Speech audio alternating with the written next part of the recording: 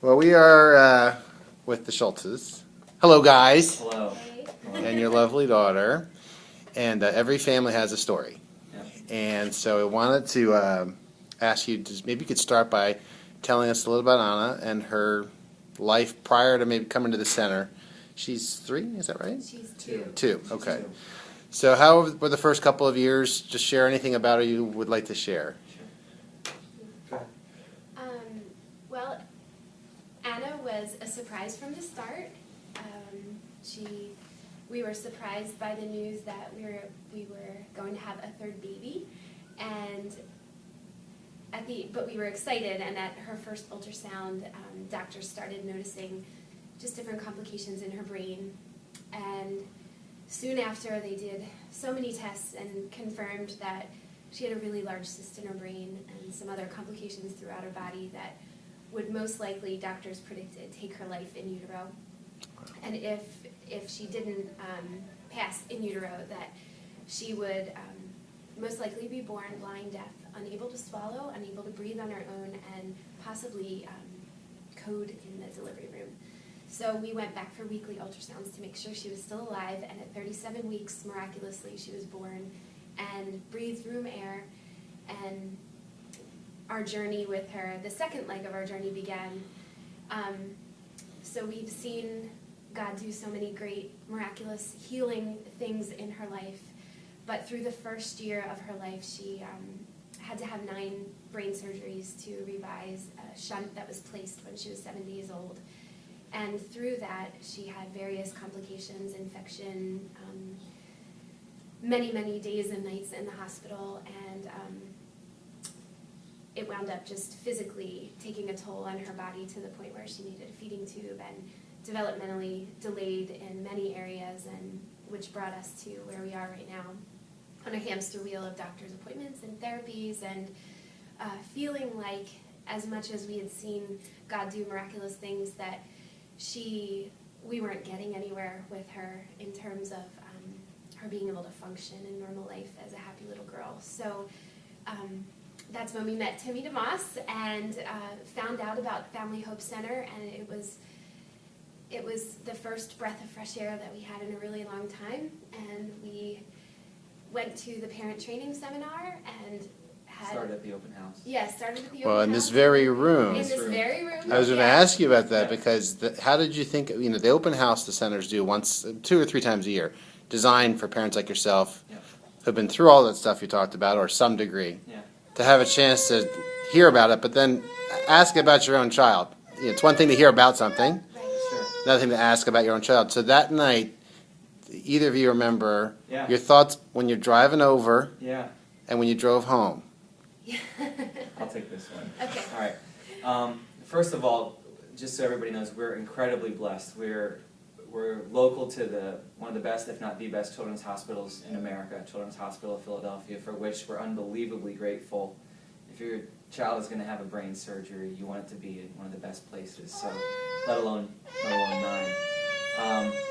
But we also live 30 minutes away from the center here in suburban Philadelphia. So, with that said, we were able to get to an open house, but I know it was also streaming online. So it's a great first step, just to kind of get yourself familiarized with the concepts. It's a great introduction to just basic brain design, the way that God designed the brain and brain functionality and the hierarchy, and just some of the basic concepts that you're going to start to hear more and more and learn more and more about. So didn't know what to think. Certainly having a friend that had been down the road before us was helpful and kind of gave us an idea of what to think. Fearful, excited, as parents who are probably watching this video know, the entire spectrum is the entire spectrum that you feel, and that's normal, and that's natural. And we went home excited, knowing that the next step that we should take was the 3-day seminar. We prayed about it, we talked about it, we were very much on the same page. That's vital as you're dealing in a family situation with a child with special needs. You got to be on the same page if you're married. You got to talk, you got to pray. You have to be open and honest. That's so crucial. So we spent time talking and praying about that, asking God to give us the next step, and the next step was the 3-day seminar here Yeah. in suburban Philadelphia. And so you yourself were not able to be I there. I didn't go. You wanted to, but couldn't. Yes. And Jamie was able to come. That's right. At that point, how were like you're kind of like optimistic, like all right, roll up my sleeves. Yep. What am I in for? From day one in the morning till when you left 3 days later. Yeah. Feel free, hey Anna, you sweet thing. Maybe you just want a little Hey, sweet hugging. baby. There you go. There you go. So, yeah. How would you describe those 3 days? I mean, as much as you could possibly do such a thing in a short time.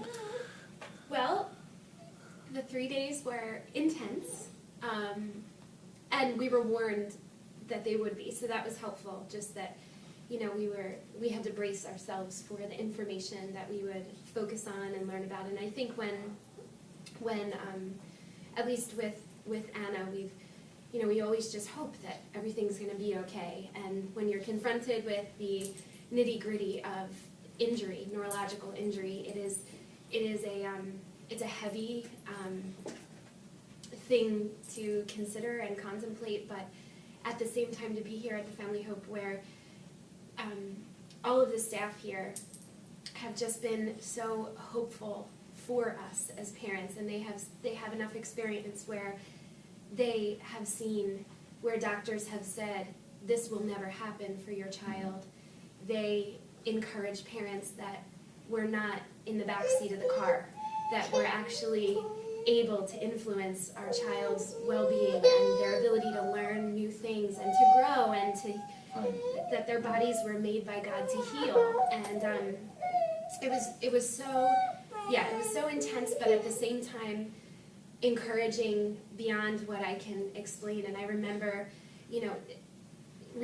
trying to relay all that I was learning to my husband at night and through the next couple of weeks. But at one point I texted him, and in the middle of one of the sessions, and I just said, our whole lives have changed.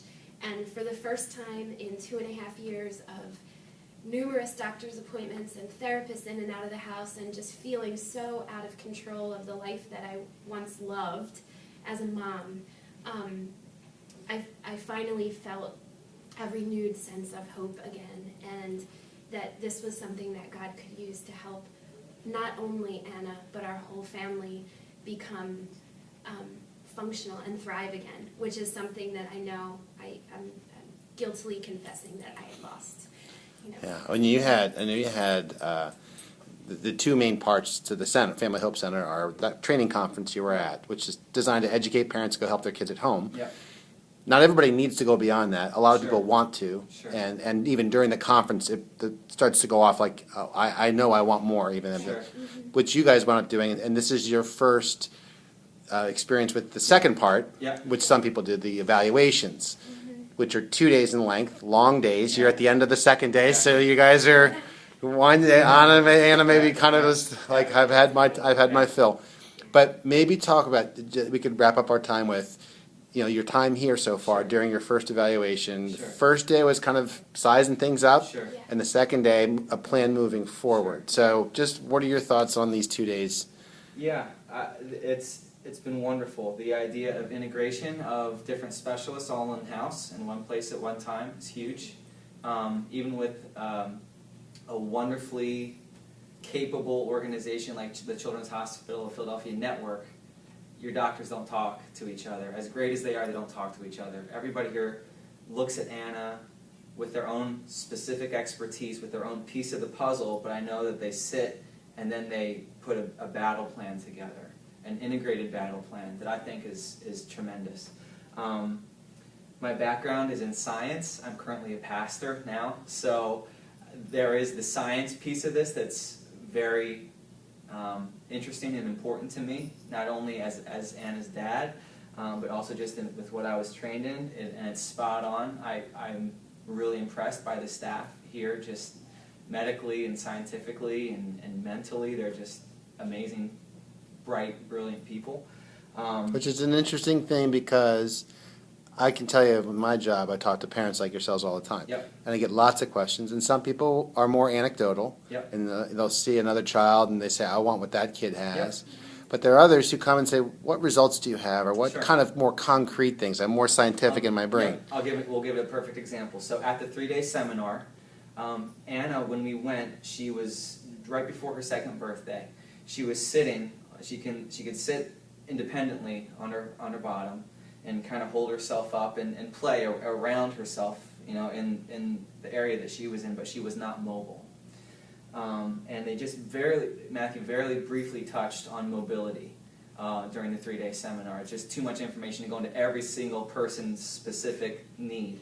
But gave us an idea about, if your child is immobile, try this. And it was just a decline ramp. So if you have a couple steps in your house, build a real simple 6-foot plywood ramp, put some of those generic gym mats on top of it. My father-in-law, Jamie's dad, built one, put it in the house. We put Anna down on her belly, and immediately, like right in front of our eyes, she just started army crawling. Now, we didn't have that knowledge, that idea, that anything. That's just one specific example. But from that time, back in March, and it's June 2014 when we were making this, so it's like 3 months, Jamie scored Anna. She was 23 months old, and with a neurological age of 13 months. At the time of the conference. March 2014. March 2014. They scored her.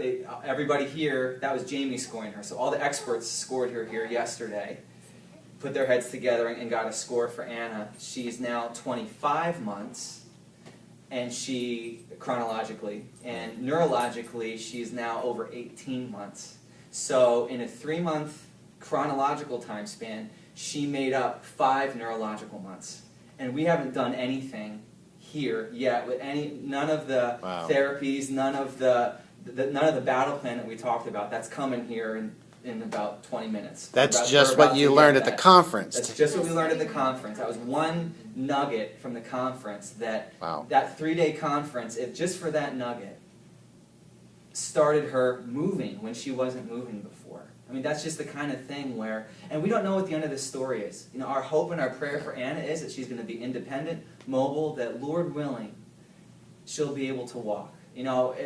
If this place allowed every child to walk, you'd never get in here. And I think Matthew and Carol and the rest of the team here know that. They're gonna help us and help these children get to the very best where they can be. God is the only one that knows what the end of that road is. And He'll give us the grace to walk whatever that is with Anna. And that's our prayer. But if there's some experts here that can help us get on that path and give us some of those tools in our toolbox to help her be the best that she can be, then that's capital. That's emotional capital, physical capital, spiritual capital, time capital. That's all capital really well spent. Well, thank you. Jamie, any other thoughts on your side as a mom, or whether it's the time here or in general? I'm just looking at you, thinking of you guys when you're in this room 4 months ago. And that night, I remember standing out in the hallway, and your comment was something to the effect of, in the last hour or two during the open house, which preceded the conference, I just learned more in the last couple hours than the first couple years of her life from all the other voices I was hearing. Yeah, and that is so true. I think, we've run the gamut of emotions with, walking this road with our daughter, and I have gone from being super excited about Family Hope to being petrified about the program and how incapable I am to carry it out. But I do think that there is an incredible value in learning what we've learned and having these tools in our hands that even on our best days, with our best efforts all the time, I think as parents we're always going to feel like we wish we could have done more for our children. Yeah.